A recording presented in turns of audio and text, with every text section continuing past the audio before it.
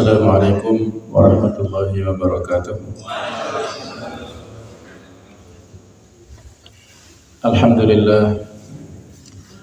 Alhamdulillahilladzi alafa baina qulubina fa asbahna bi ni'matihi ikhwana. Asyhadu an la ilaha illallah wahdahu la syarikalah wa asyhadu anna Muhammadan abduhu wa rasuluh la nabiyya ba'dah. Allahumma shalli wa sallim ala sayyidina Muhammad wa ala alihi wa ashabihi ajma'in. Allahumma anfa'na bima 'allamtana wa 'allimna ma yanfa'una wa zidna ilma. Amma ba'du. Para ikhwan sekalian rahimakumullah. Judul materi pada kesempatan ini urgensi ruhiyah murabbi atau ahamiyatu ruhiyatil murabbi. Sebagaimana kalimat motivasi yang disampaikan oleh para masyayikh kita, innal akh as-sadiq la budda an yakuna murabbiyan. Sesungguhnya seorang al-akh, seorang dai yang benar harus menjadi seorang murabbi.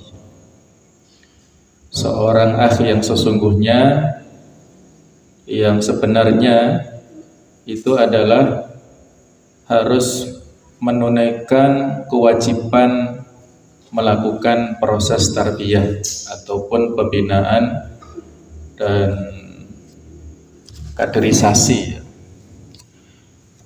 Murabbi adalah orang yang melaksanakan proses tarbiyah kepada mutarabbi dengan fokus kerjanya pada pembentukan pribadi muslim yang salih dan muslih, yang salih untuk dirinya dan muslih untuk orang lain, dengan memperhatikan aspek-aspek berikut ini. Yang pertama adalah pemeliharaan atau ar-ri'ayah, sebagaimana makna yang terkandung di dalam kata-kata tarbiyah, yaitu proses ri'ayah, pemeliharaan kepada objek yang kita dakwai, memelihara semangatnya, memelihara kompetensinya, ataupun ya semua yang dimiliki oleh mutarabbi kita ini. Dan juga yang kedua adalah pengembangan atau at-tanmiyah, potensi yang dimiliki oleh objek dakwah dikembangkan dengan sebaik-baiknya. Itulah ya pengembangan potensi yang ada pada kader kita masing-masing. Kemudian at-taujih atau pengarahan, ini juga penting untuk memberikan konsistensi ya kepada kita semuanya. Kita sebagai makhluk yang dhaif, yang harus selalu diingatkan dan terus diberikan nasihat, diberikan arahan oleh para pembina kita.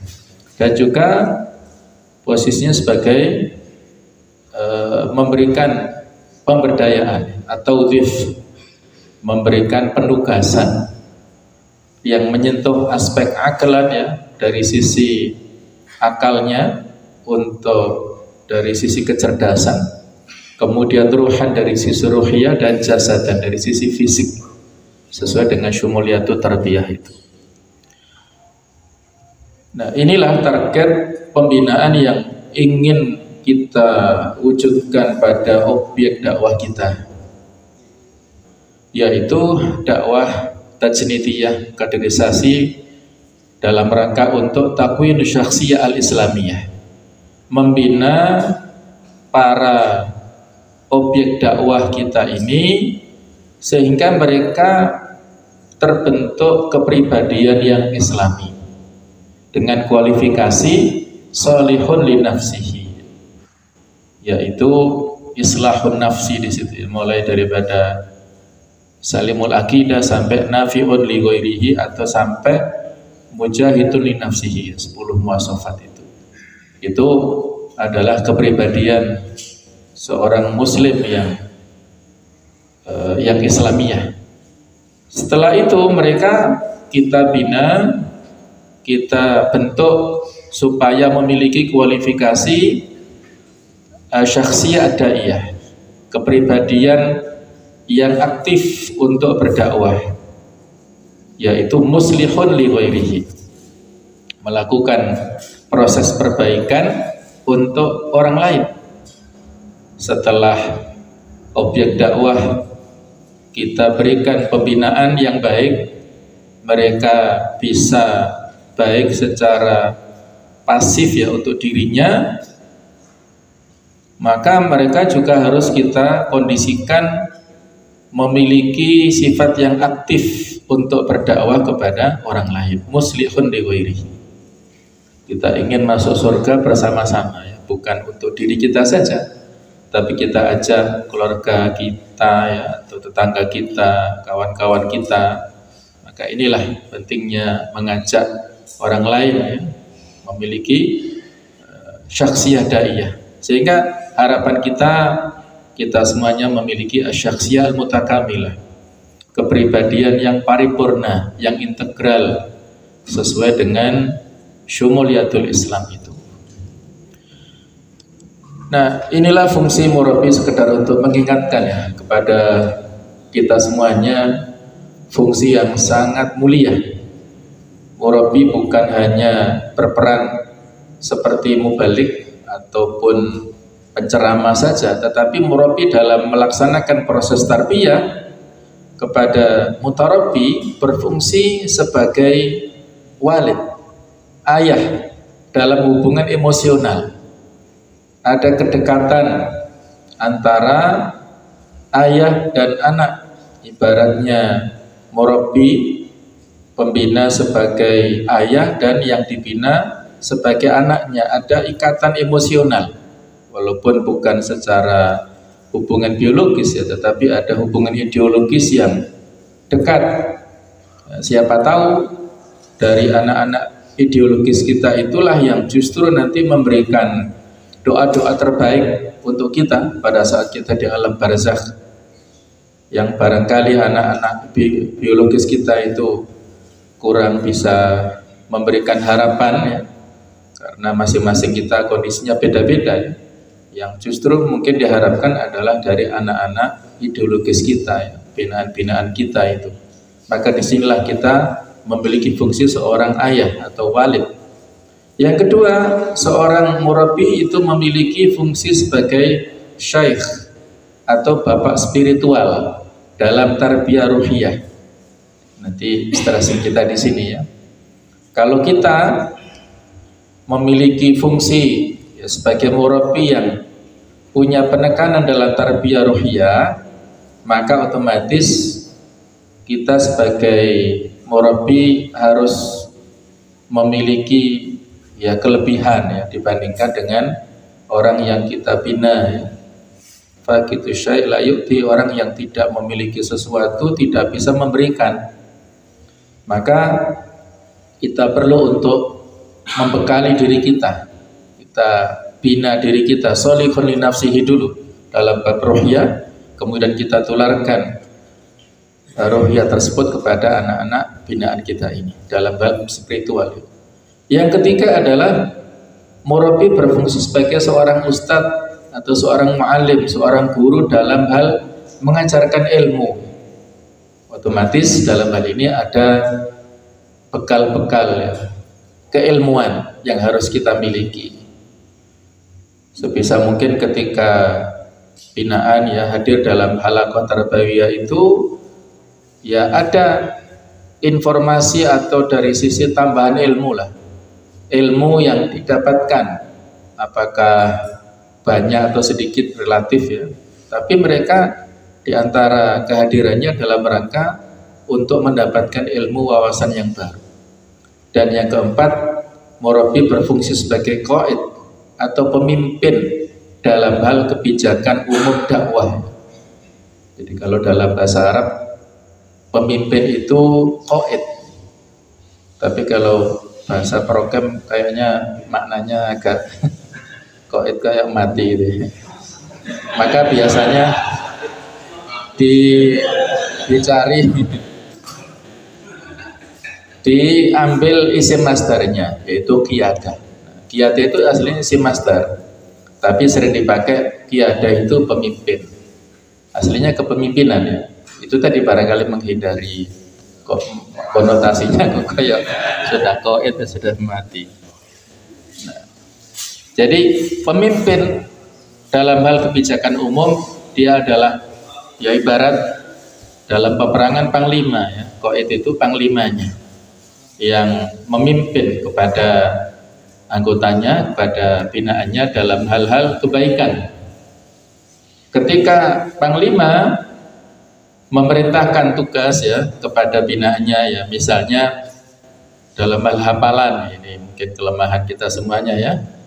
Dalam hal hafalan ayat atau surat bukan hanya sekedar menyampaikan tugas ya, tapi sebagai panglima dia harus memberikan contoh dalam hal ya upaya lah, kalau kita kurang mampu bagaimana upaya kita sebagai pemimpin memberikan contoh dalam hal hafalan ya, kita tunjukkan keseriusan, kita pun juga berjuang untuk bisa menghafal tugas-tugas yang disampaikan kepada para binaan itu.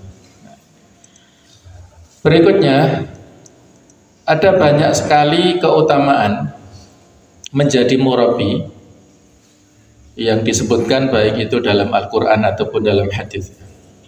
Di antaranya di dalam surah Ali Imran ayat 79 ya. Walakin kunu rabbaniyin, hendaklah kamu menjadi orang-orang yang rabbani. Sesuai dengan yayasan kita ini ya, namanya Husnul Rabbani. Jadi generasi rabbani yang terbaik. Bima kuntum tu'allimunal kitab wa bima kuntum tadrusun, karena kamu selalu mengajarkan Alkitab, jadi kalian menjadi murabi. Wa bima kuntum tadrusun, dan juga disebabkan kamu tetap mempelajarinya, menjadi mad'u. Jadi generasi rabbani ini cirinya adalah generasi yang memiliki semangat untuk belajar dan mengajar. Kita belajar apapun yang sebelumnya kita belum mampu, kita belajar dulu. Kemudian nantinya kita mengajar kepada para binaan kita ini. Di samping itu, keutamaan murabi adalah menjalankan sunnah Rasul atau kebiasaan telah dicontohkan oleh Rasulullah SAW. Sebagaimana di surah Al-Baqarah 151, kama arsalna fikum rasulah minkum, sebagaimana kami telah mengutus kepadamu Rasul di antaramu, yatlu alaikum ayatina, yang membacakan ayat-ayat kami kepadamu, wa yuzakkikum, mensucikan kamu, wa yu'allimukumul kitab wal hikmah, mengajarkan kepada kamu Alkitab, Al-Quran dan As-Sunnah, malam takunu ta'lamun, yang serta wa yu'allimukum malam takunu ta'lamun, mengajarkan kamu yang belum kalian ketahui sebelumnya. Jadi pada saat kita melakukan proses tarbiyah, mengajarkan, membina kepada para binaan kita, maka saat itulah kita mengikuti sunnah dan kebiasaan yang telah dicontohkan oleh Rasulullah SAW. Kita melakukan sunnah hasanah. Sebagaimana ayat yang sangat populer ya, menjadi inspirasi bagi kita semuanya di surah Yusuf 108. Qul hadhihi sabili, katakanlah inilah jalan agamaku, ad'u ilallah, aku berdakwah kepada Allah, ala basirah, di atas ilmu dan keyakinan, di atas hujjah yang nyata. Ana wa manittaba'ani, aku dan orang yang mengikutiku. Wa subhanallah, dan maha suci Allah, wa ma ana minal musyrikin, dan aku bukanlah termasuk orang-orang yang musyrik. Jadi di sini kalau dalam materi tarbiyah dulu ya, di Rasmul Bayan bisa dibuka kembali, ada tadabbur yang bagus sekali dari ayat ini, yaitu bahwasanya kul itu adalah fi'il amr, kata kerja bentuk perintah, yang di sini mengandung makna syar'iyatud dakwah, legalitas dakwah, syar'iyatud tarbiyah, legalitas tarbiyah. bahwa Allah Ta'ala memerintahkan kepada Rasulnya untuk berdakwah dan mentarbiyah kepada generasi para sahabat saat itu, dan termasuk kita semuanya ini diperintahkan kalau kita mengikuti dakwah Rasul. Hadhihi sabili, ini adalah jalanku, ad'u ilallah. Ad'u ini adalah fi'il mudhari', kata kerja bentuk sekarang dan akan datang. Allah tidak mengatakan dalam bentuk fi'il madhi, bukan da'autu, aku telah berdakwah, bukan, tapi ad'u yang memiliki makna al-harakah al-mustamirrah, pergerakan yang terus menerus, tidak berhenti. Barangkali ada di antara kita yang sudah lama ya dalam tarbiyah, dulunya produktif ya, kalau bahasa dulu ya takwiner lah ya, menggabungkan bahasa Inggris dan bahasa Arab itu. Jadi sangat ahli dalam bidang mentakwin. Nah, tetapi itu dulu ya, pada masa itu. Sekarang dengan berlalunya usia ya, seolah-olah sudah merasa tua ya, sudah merasa senior, sehingga berhenti ya, nggak punya binaan lagi ya. Kalau ada ya yang anggotanya sesama kader inti kan itu kan wadifah, ada semitan dimiyahnya ya. Tapi kalau tarbawiyahnya itu kan yang pada saat proses membina itu ya kader-kader yang nantinya mau kita kader intikan itu. Jadi ad'u ini harusnya ad'u al-harakah al-mustamirah, sepanjang waktu, sepanjang masa. Ilallah, kita berdakwah bukan ilal hizb, bukan kepada golongan, kepada partai, kepada kelompok, bukan. Kita berdakwah ilallah, Allahu ghayatuna. Tapi dengan sarana-sarana organisasi ya, lembaga, yayasan, itu hanya cover saja. Kita berdakwah sesungguhnya adalah kepada Allah ala basirah. Kita berdakwah di atas hujjah yang nyata, di atas ilmu dan keyakinan. Kita yakini bahwasanya manhaj dakwah ini adalah manhaj dakwah yang lebih dekat kebenarannya dengan apa yang telah dicontohkan, dibawa oleh Rasul dan generasi awal. Nah, maka kita harus yakin itu. Ana wa man ittaba'ani, aku dan orang yang mengikutiku. Jadi kalau kita mengklaim atau mengaku pengikut Rasulullah, kita mengaku cinta pada Rasulullah, maka di antara bukti cinta kita yaitu mendakwahkan risalahnya. Sebagaimana yang dulu ya, pada saat awal-awal kita refleksi sebentar, bagaimana pada saat Rasulullah SAW menerima risalah, menerima wahyu dari Allah Subhanahu wa ta'ala dengan turunnya 5 ayat pertama di surah Al-Alaq. Beliau menyampaikan Islam ini kepada orang-orang terdekatnya, mulai daripada istri beliau Khadijah binti Khuwailid, ini wanita pertama yang mengimani beliau, kemudian keponakan beliau yang sangat dekat dengan beliau yaitu Ali bin Abi Thalib. Jadi sepupu ya, jadi masih sepupu beliau, ini anak pertama yang masuk Islam dan saat itu usianya baru 8 tahun. Zaid bin Haritha, hamba sahaya pertama yang ini beliau pernah diangkat anak oleh Rasulullah sehingga pernah dipanggil dengan sebutan Zaid bin Muhammad, tetapi akhirnya dilarang Allah Ta'ala ya, tidak boleh. Utu'uhum li abaihim, panggillah anak-anak itu dinasabkan kepada ayahnya. Ini masuk Islamnya juga sekitar usia 8 tahun. Kemudian Abu Bakar As-Siddiq pada saat itu ya, dari lelaki dewasa yang merdeka pertama yang masuk Islamnya pada saat itu sekitar usia 37 tahun. Nah, inilah tokoh-tokoh yang awal ya masuk Islam. Dan dari Abu Bakar As-Siddiq ini melakukan rekrutmen ya. Kalau bahasa sekarang gercep lah ya, gerak cepat Abu Bakar setelah menerima dakwah Islam itu langsung menghubungi orang-orang terdekat dengan beliau, dan kebetulan simpul-simpul masa tokoh-tokoh pada saat itu, Utsman bin Affan, Zubair bin Awam, yang nantinya Zubair ini saat masuk Islam itu baru usia 8 tahun juga dan nantinya diangkat menjadi menantu Abu Bakar ya. Kemudian Abdurrahman bin Auf yang saat itu sudah menjadi orang kaya ya di Mekah, masuk Islam sekitar usia 30 tahun. Kemudian ada Sa'ad bin Abi Waqqas dari kalangan terhormat, ada Thalhah bin Ubaidillah. Inilah 5 orang hasil rekrutmennya Abu Bakar ini. Dan setelah itu menyusul beberapa nama seperti Abu Ubaidah bin Jarrah, ada Abu Salamah, Arqam bin Abil Arqam, dan seterusnya hingga Sa'id bin Zaid, yaitu adik iparnya Umar bin Khattab. Nah, inilah yang diantara ya para sahabat yang diberikan janji oleh Rasulullah SAW, al-asyrah al-mubasyaruna bil jannah, 10 sahabat yang diberikan berita gembira masuk surga tanpa hisab. Sebagaimana dalam hadis ini beliau bersabda, Abu Bakar fil jannah, wa Umar fil jannah, wa Utsman fil jannah, wa Ali fil jannah. Ini 4 khulafa rasyidin.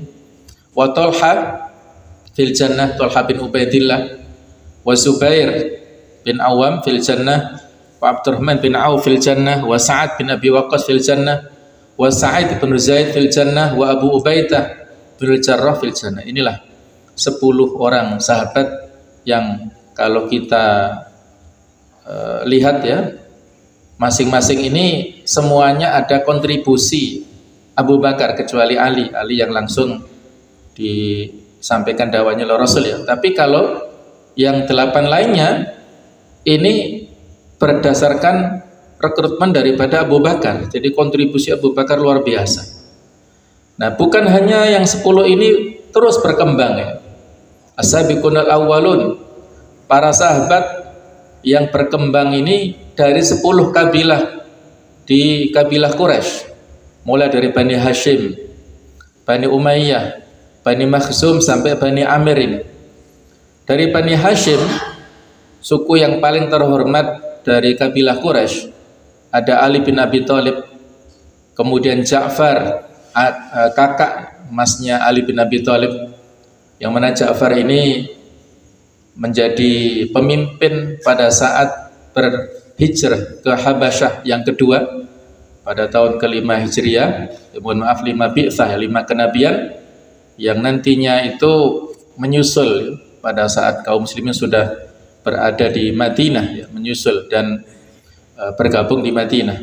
Ummu Fadl bintil Harith ini istri daripada Al-Abbas bin Abdul Muthalib, yang mana unik ya, Ummul Fadl ini masuk Islamnya awal-awal, tapi Al-Abbas ini kan ayah dari Abdullah bin Abbas ya. Jadi istrinya masuk Islam awal-awal, kemudian anaknya juga bahkan menjadi ulama pada usia dini, sementara Al-Abbas itu baru masuk Islamnya menjelang Fathu Makkah tahun 8 Hijriah. Ini kan agak terlambat ya. Nah, pada saat itu ya, Ummul Fadl ini adalah seorang perempuan yang menurut pendapat penyebab di antara sekian riwayat atau sekian pendapat, penyebab kematian Abu Lahab. Jadi Abu Lahab ini tokoh yang populer ya, apalagi setelah turunnya surah Al-Lahab atau surah Al-Masad itu, dia divonis masuk ke neraka. Dan pada saat pulang dari perang Badar ya, ini ada salah seorang budak Al-Abbas yang gembira. Kemudian Abu Lahab ini nggak suka, akhirnya memukul budak ini. Terus majikannya nggak terima Ummu Fadl ini, akhirnya kepalanya Abu Lahab dipukul oleh Ummu Fadl dengan kayu sehingga buncur kepalanya itu ya, dan akhirnya susah disembuhkan ya. Itu yang mengakibatkan kematian Abu Lahab. Ada lagi yang bercerita atau yang riwayat kematian Abu Lahab disebabkan penyakit kulit yang tidak ada obatnya. Ada lagi yang berpendapat kematian Abu Lahab ini karena tabrakan sendiri dengan istrinya Ummu Jamil, yang saat itu membawa ranting-ranting ya untuk Rasulullah supaya beliau tersakiti, tidak bisa melewati ya, tapi justru membuat madarat untuk dia dan suaminya. Jadi tabrakan dan membuat dia luka-luka dan akhirnya sakit. Nah, jadi ketika meninggalnya Abu Lahab itu orang-orang nggak ada yang mau menguburkan, jijik ya, melihat fisiknya Abu Lahab yang banyak bisulnya atau penyakit kulit tadi ya. Jadi meninggalnya seperti itu. Akhirnya digali ya, lubang di bawah bukit itu. Kemudian jasadnya Abu Lahab itu dilempar oleh orang-orang. Terus belum bisa masuk. Akhirnya dilempari batu sama orang-orang sampai mendekat terus nyemplung ke lubang ini dan akhirnya ditimbun dengan tanah. Nah, itulah meninggalnya Abu Lahab, paman Rasul sendiri, tetapi yang sangat memusuhi dakwah beliau. Kemudian Ubaidah bin Harith ini orang yang paling tua di antara sekian banyak yang masuk Islam. Itu usia saat itu sekitar 50 tahun pada saat masuk Islamnya ini. Jadi Ubaidah ini termasuk paman Rasul ya, karena Al-Harith ini saudara dari Abdul Muthalib. Jadi beliau masih termasuk pamannya Rasulullah, dan beliau inilah di antara 3 orang dalam perang Badar ya, itu ada 3 orang yang duel sebelum perang bersama dengan menghadapi 3 tokoh pimpinan kafir ya. Jadi 3 tokoh pimpinan kafir ini ada Utbah bin Abi Rabi'ah yang juga sama anaknya, ada 1 orang lagi, dan dari kalangan kaum muslimin ada 3 yang maju, yaitu Ali bin Abi Thalib, Hamzah bin Abdul Muthalib, dan Ubaidah bin Al-Harith. Maju duel 1 lawan 1. Ali dan Hamzah ini berhasil membunuh musuh-musuhnya, sedangkan Ubaidah menghadapi Utbah bin Abi Rabi'ah itu hampir imbang. Ubaidah berhasil menebas tangannya Utbah, dan Utbah ini berhasil memotong kakinya Ubaidah. Jadi tumbang dua-duanya. Akhirnya Ali dan Hamzah membantu untuk membunuh musuhnya itu. Nah, inilah cerita ya, barangkali teringat Bukhayyam ya. Dulu ada perang-perangan ya. Ya, seperti itulah kurang lebihnya ya, barangkali ya, keberanian yang telah ditampilkan oleh para sahabat saat itu ya, yang luar biasa. Asma binti Umais ya, ini wanita yang mulia ya. Beliau istri daripada Ja'far bin Abi Thalib yang sangat setia, ikut mendampingi pada saat hijrah ke Habasyah, kemudian juga ikut mendampingi saat hijrah ke Madinah. Dan luar biasa ya kesetiaan Asma binti Umais ini.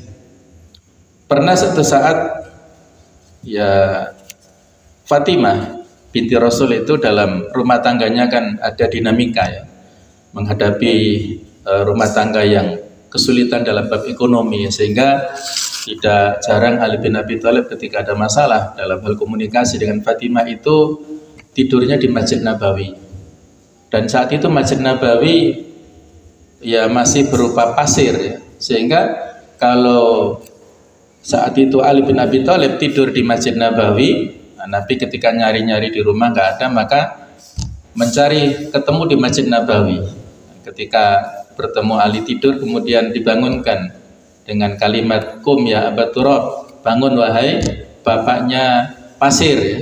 Itu panggilan kunyah yang sangat disukai oleh Ali bin Abi Thalib. Kata-kata Abu Turab itu ya, walaupun kan kok seolah-olah pembulian ya, tapi kalau Rasul yang memanggil itu senangnya luar biasa para sahabat ini, karena panggilan spesial, panggilan khusus yang tidak sama dengan yang lain. Jadi Fatimah ini mengeluh pada Rasulullah tentang masalah beban ya, kerja rumah tangga yang capek begini begitu. Maka Rasul memberikan nasihat, coba kamu datang ke Asma binti Umais, tanya ke dia tentang resep berumah tangga itu bagaimana. Sesungguhnya dia adalah wanita penduduk surga.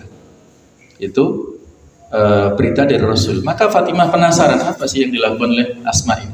Pergilah Fatimah ke rumah Asma dan bertanya ya, menyampaikan, wahai Asma binti Umays, dia kaget ya, putri Rasul datang ya, dan mengatakan, wahai Fatimah, ya, kenapa Anda datang? Kalau Anda perlu, saya bisa datang ke rumah Anda.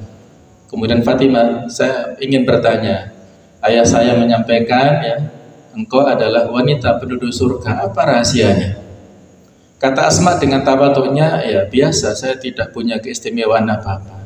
Tetapi barangkali ya saya ini orang yang sangat bakti pada suami ya. Ketika suami pergi itu menyiapkan segala sesuatunya, dan sebelum pulang suaminya itu dia sudah menyiapkan masakan, menyiapkan hidangan, menyiapkan segala sesuatunya.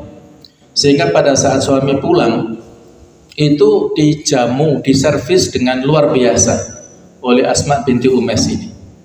Dan pada saat suaminya makan hidangan itu, Asma ini tidak ikut makan bersama, tetapi berdiri di samping suaminya ya, barangkali mirip seperti pelayan restoran itu loh, yang siap melayani. Panjenengan kurang apa? Kurang minum, kurang buah, kurang apa? Siap dibantu atau difasilitasi, dilayani oleh sang istri ini. Bukan hanya itu, setelah selesai menunaikan ya, setelah makan, setelah minum, setelah ini, itu Asma mengatakan kepada suaminya, dan Asma sudah siap di ruangan itu, sudah disiapkan ya semacam sapu lidi, dan mengatakan, wahai suamiku, ketika bagaimana pelayananku kepada panjenengan, kalau panjenengan tidak puas, silahkan ambil sapu lidi dan pukul punggungku ini. Sampai seperti itu. Bagaimana khidmatnya seorang istri solihah ini ya. Ya tentunya Ja'far bin Abi Thalib tidak tega ya, dan mengatakan, memeluk istrinya, wah istriku, sesungguhnya aku ridho kepada.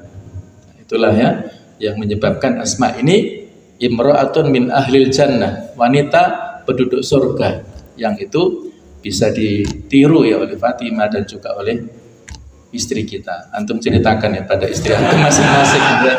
Baca biografi Asma binti Umays ini ya. Iya. Tapi nggak usah pakai pukul memukul. Nanti KDRT ya. Nah, pada saat selesai perang Mu'tah, Ja'far kan syahid ya. Ja'far itu syahid di perang Mu'tah. Setelah Zaid bin Harithah syahid, Ja'far syahid, Abdullah bin Rawahah juga syahid. Jadi Asma ini kan menjanda ya. Dan setelah idahnya selesai, dilamar oleh Abu Bakar Siddiq. Abu Bakar saat itu duda ya, melamar Asma binti Umays sampai Abu Bakar sebagai khalifah, dan sampai Abu Bakar juga meninggal dunia. Nah setelah meninggalnya Abu Bakar, Asma ini dilamar oleh Ali bin Abi Thalib.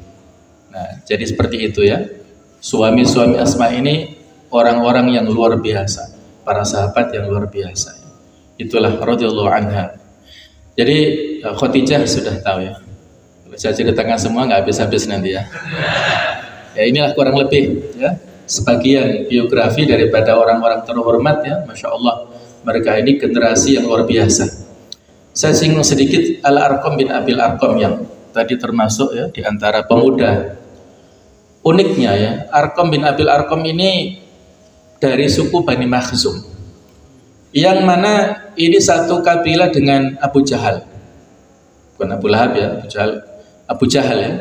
Jadi Nabi memilih rumah Arqam bin Abil Arqam ini sebagai pusat pembinaan saat itu, karena keislaman Arqam bin Abil Arqam ini tidak diketahui oleh masyarakat. Dijadikan ya rumahnya strategis di pusat kota Mekah, di belakang Bukit Sofa, dan rumahnya kalau masuk itu dari belakang. Jadi pembinaan di situ tidak diketahui oleh orang-orang ya. Karena mereka tidak mengira ya, mereka mengira pembinaannya di rumah Abu Bakar, rumah tokoh-tokoh. Ternyata di rumah seorang pemuda ini yang biasa-biasa saja. Ini barangkali sebagai strategi ya, untuk amniyah. Yang beliau adalah dari Bani Makhzum ini. Jadi inilah tokoh-tokoh yang luar biasa. Mereka telah banyak berjasa dan mereka tersebar luas ya. Ada yang menjadi pejabat, ada yang menjadi panglima, ada yang menjadi semuanya ya, termasuk yang menjadi tokoh ini Zubair bin Awam ini. Dari awal periode Madinah sampai akhir hayatnya, Zubair bin Awam ini profesinya perang terus, dari perang satu ke perang lainnya ya. Jadi tidak sempat bekerja profesi lain, terus menerus berperang, sehingga ghanimahnya yang bisa dibilang paling banyak di antara sahabat yang lain ya. Kalau dihitung itu mungkin sampai 52 juta sekian ya. Bukan rupiah tapi versi sana ya, jadi dinar atau dirham ya, yang beliau miliki saat itu, luar biasa. Baik, berikutnya mereka para sahabat yang 40 ini kan periode Mekah ya, kemudian tersebar sampai Nabi hijrah ke Madinah, kemudian penaklukan Mekah, ada 10.000 sahabat yang ikut mendampingi Rasul. Kemudian pada saat Haji Wada tahun ke-10 Hijriah itu Nabi wukuf di Arafah dan dihadiri oleh 140.000 jamaah haji saat itu ya.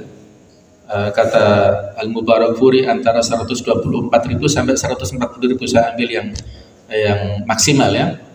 Jadi 140.000 berkumpul di Padang Arafah. Nabi menyampaikan khutbatul wada yang luar biasa fenomenalnya. Beliau berpidato, berorasi di hadapan 140.000 tanpa sound system loh, bagaimana ya? Bagaimana kita terbayang, kok bisa mendengar? Nah, bagaimana ini misalnya? Inilah barangkali termasuk mukjizat Rasul ya. Atau kita tidak bisa mendeskripsikan. Jadi setiap penggalan kalimat-kalimat penting dari beliau katakan ala hal balagtu.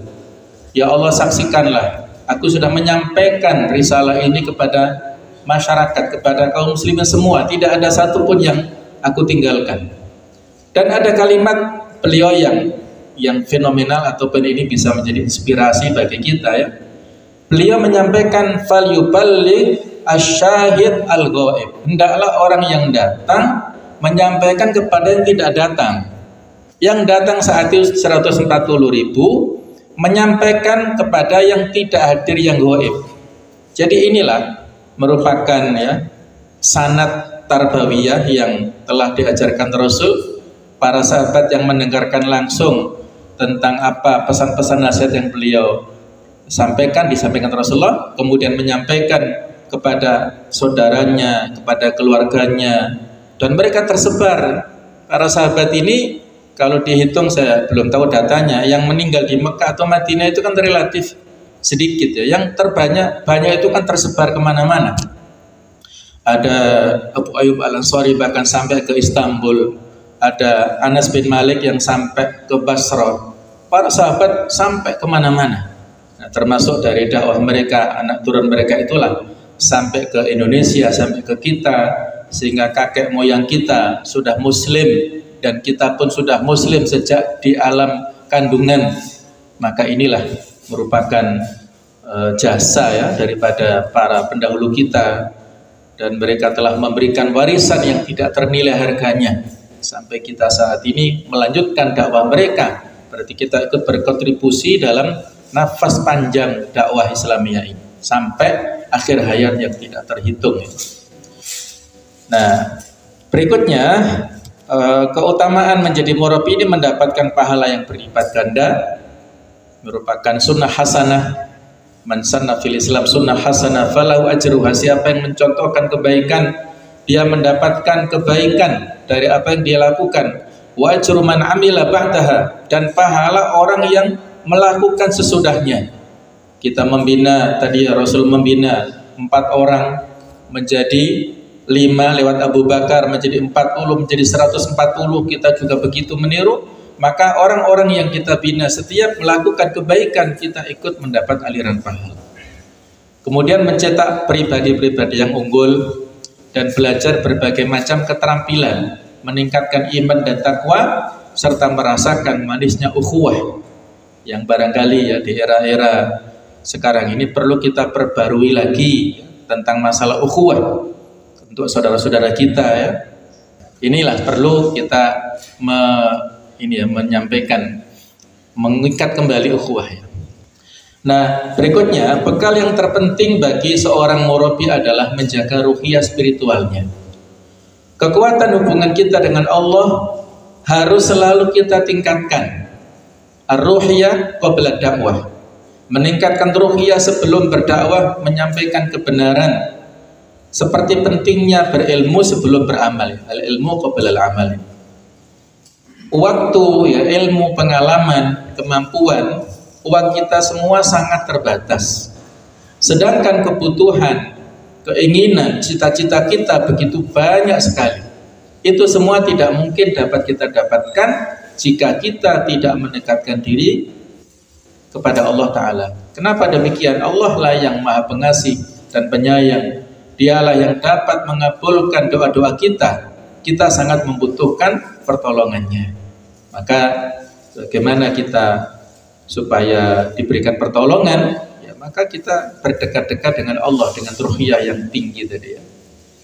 Nah inilah ya, ini slide yang utama ya. Dari materi kita ini 6 kunci ruhiyah. Bekal tersebut adalah 6 kunci yang Allah ajarkan kepada Rasulullah SAW yang secara eksplisit tertuang di dalam 10 ayat pertama surah Al-Muzammil, surah yang diturunkan awal-awal ya pada periode Mekah, yaitu mulai dari Qiyamul Lail, kemudian membaca Al-Quran secara tartil, zikir kepada Allah Subhanahu Wa Taala, kemudian tawakal, sabar dan hijrah. Yang pertama Allah berfirman, qumil laila illa qalila, bangunlah wahai Muhammad untuk sembahyang, sholat di malam hari kecuali sedikit padanya. Jadi dari ayat ini ya, dan kita tahu pada saat itu belum diturunkan kewajiban sholat 5 waktu. Sholat 5 waktu baru setelah peristiwa Isra Mi'raj tahun 10 kenabian. Nah sementara untuk Rasul ini pada saat itu ya seolah diwajibkan untuk beliau, dan ini direvisi pada akhir surat ya tentang kewajiban sholat Qiyamul Lail. Jadi pertama ini bangun di tengah malam hari untuk Qiyamul Lail. Mujahid dakwah para murabi ini yang tidak memelihara tradisi sudah pasti akan terkapar di medan dakwah.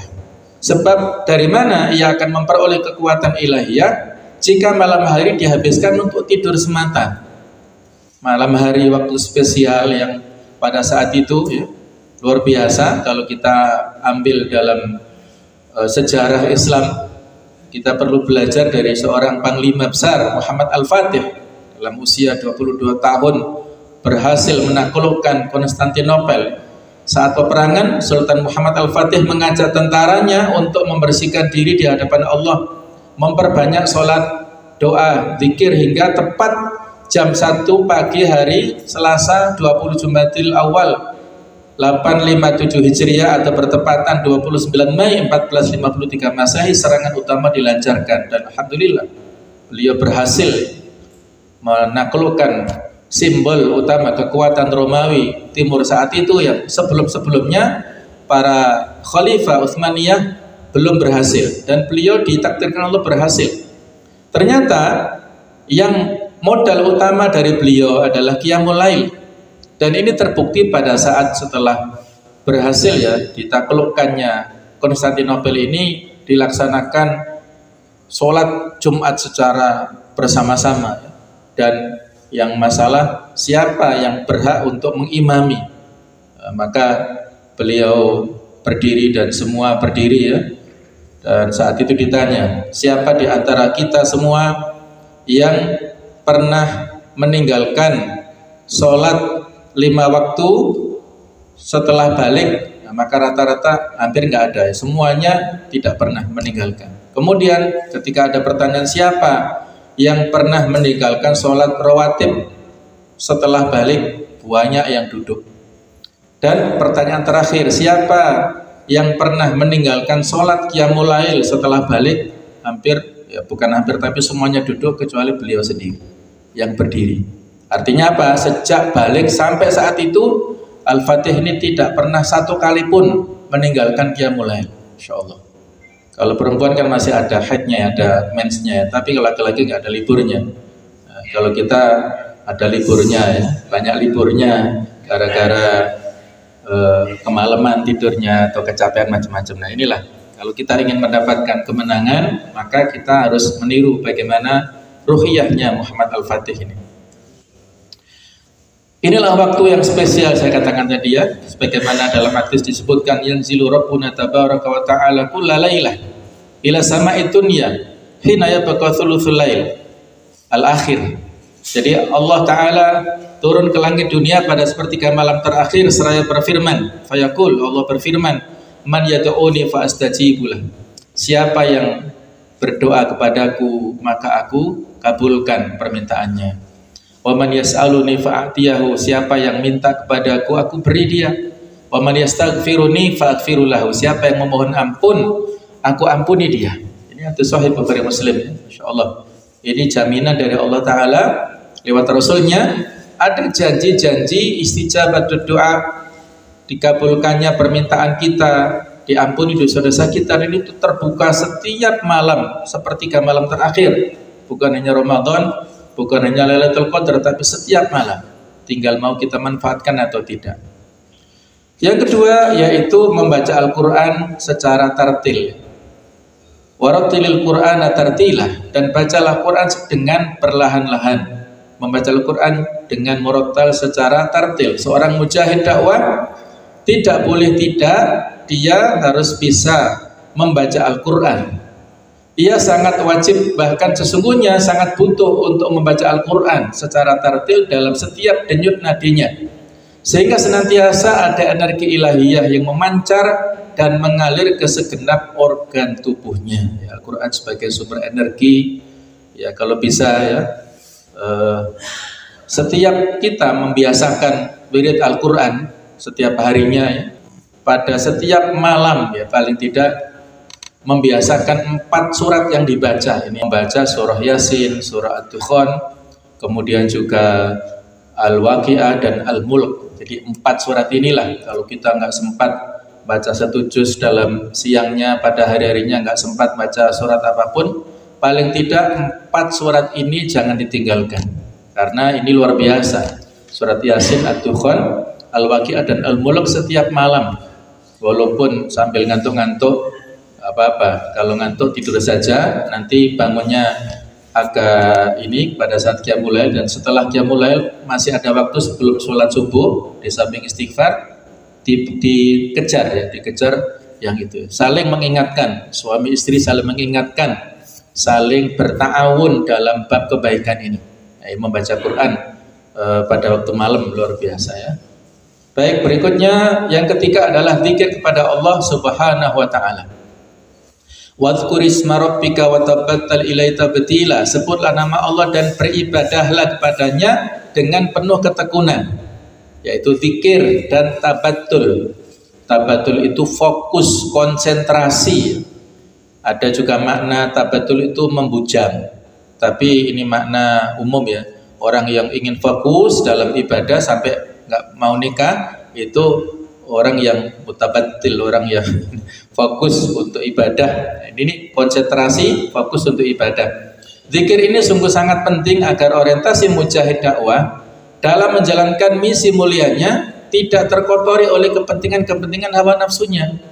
Ketika mungkin seorang ya berat ya, kita keluar rumah, apalagi malam-malam, apalagi hujan-hujan ya, untuk mengisi halaqah, mengisi upah atau mengisi grup-grup ya, kelas-kelas antum ini, barangkali ada sisi-sisi yang kemalasan, maka banyak berzikir, banyak berwirid, insya Allah kemalasan itu hilang dengan izin Allah ya, kalau kita banyak-banyak berzikir ya, karena zikir ini bisa menguatkan orientasi kita, meluruskan orientasi kita. Ya Allah, saya bukan untuk tujuan dunia, bukan untuk tujuan materi, bukan untuk tujuan dunia, untuk yang lain-lain, tetapi lillahi ta'ala. Jadi zikir inilah menguatkan semuanya ya.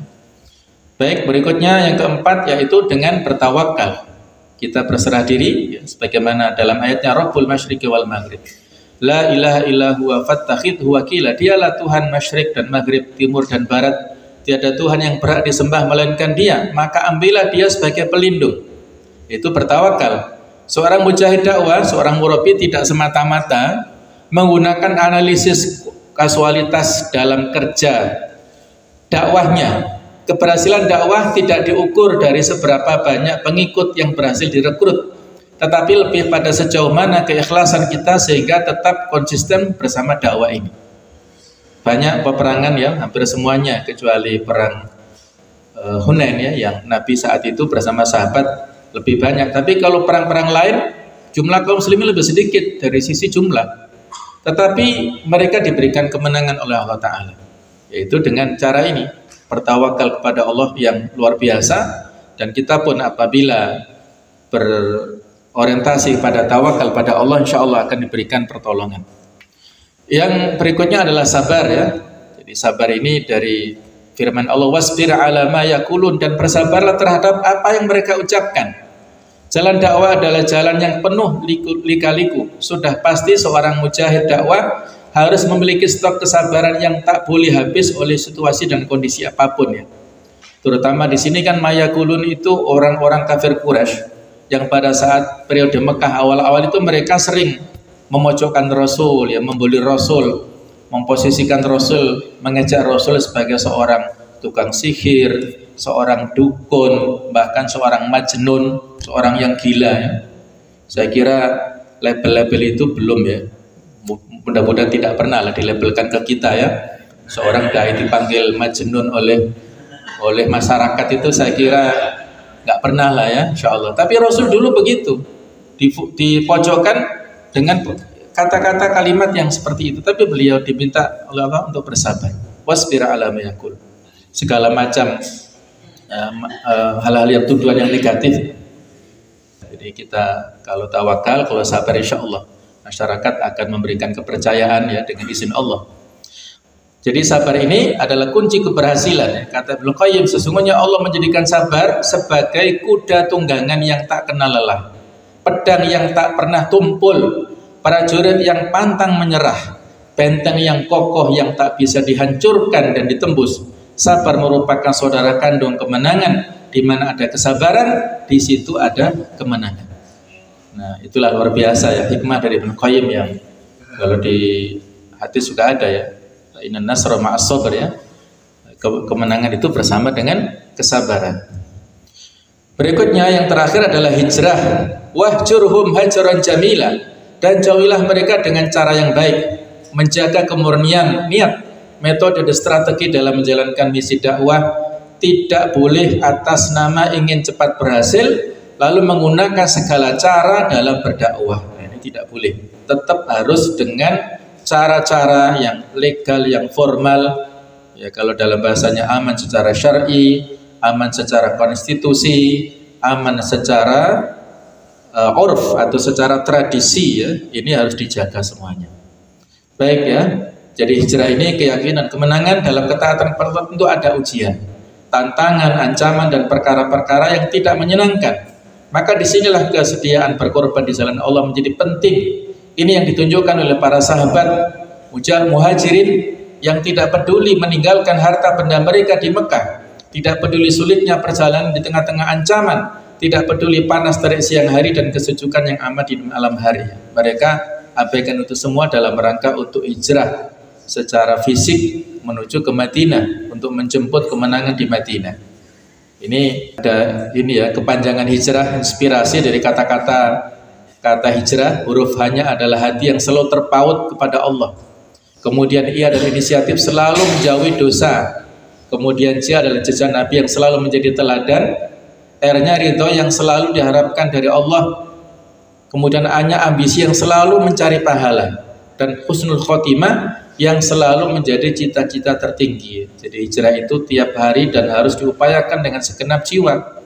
Bukan maknanya hijrah dari kufur kepada Islam ya, karena masa lalu kita bukan kafir, tapi hijrah dari kejahiliaan menuju kepada hidayah ini, dari masa lalu kita yang seperti itu kepada tarbiyah ini.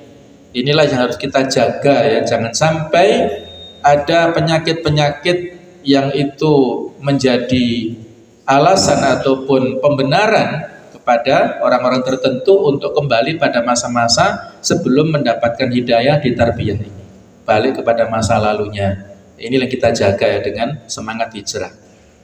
Oleh karena itu kader dakwah harus melakukan hal-hal berikut, mulai tilawatul Qur'annya, tadabbur Al-Qur'an ya, paling enggak 1 ayat seharinya, sholat tahajud minimal ya 3 hari 3 kali dalam setiap pekan, kalau bisa setiap pekannya ya. Shaum sunnah paling enggak 4 hari setiap bulan, beristighfar 1000 seterusnya sampai mendoakan para pahlawan kita ini ya.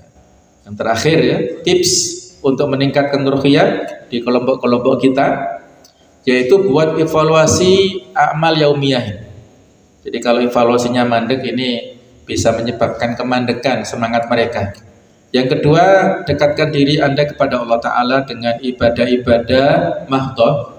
Mana kira-kira yang kita punya kesenangan di situ, hobi kita di mana, potensi kita di mana, coba kita identifikasi, kemudian kita rutinkan dalam hal takarrub kepada Allah dengan jenis ibadah itu. Ada masing-masing di antara para pendahulu kita yang hobinya seperti ini dan mereka tidak melakukan yang lain, maksudnya tidak utuh gitu ya. Misalnya Abdullah bin Mas'ud yang hobinya itu sholat, ketika ditanya, wahai Abdullah, kenapa Anda nggak pernah puasa sunnah? Kata Abdullah bin Mas'ud, kalau saya puasa sunnah saya lemes terus nggak kuat sholat, padahal hobi saya sholat sunnah. Nah, mungkin seperti itu bisa. Kalau antum beralasan nggak puasa sunnah, fokus untuk sholat sunnah sekian rakaat, sekian ratus tiap hari, silahkan. Tapi sholat juga nggak semangat, puasa juga nggak semangat, tilawah juga nggak semangat, terus mau apa lagi? Nah, mungkin semangatnya infak sedekah barangkali. Alhamdulillah, monggo silahkan. Sekian banyak itu, silahkan cari passion masing-masing.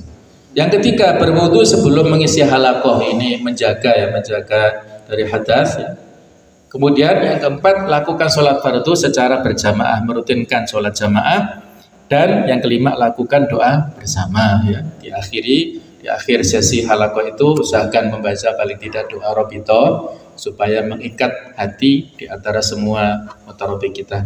Demikianlah nasihat untuk saya pribadi dan kepada kita semuanya. Mudah-mudahan ada manfaatnya dan mudah-mudahan Allah Ta'ala menjaga istiqomah kita semuanya untuk selalu di jalan dakwah dan tidak melakukan pelanggaran-pelanggaran ya. Dan mudah-mudahan kita menjadi batu bata yang menguatkan bangunan dakwah, bukan yang menjadikan keropos bangunan dakwah ini atas kelemahan kita atau mungkin pelanggaran kita. Tapi kebalikannya, kita yang harus menjadi potensi yang menguatkan bangunan dakwah ini untuk menjemput kemenangan dari Allah Subhanahu wa Ta'ala. Semoga ada manfaatnya dan mohon maaf kalau ada kekhilafan. Aku qouli wa astaghfirullah. Allah waliyut taufik. Wassalamualaikum warahmatullahi wabarakatuh.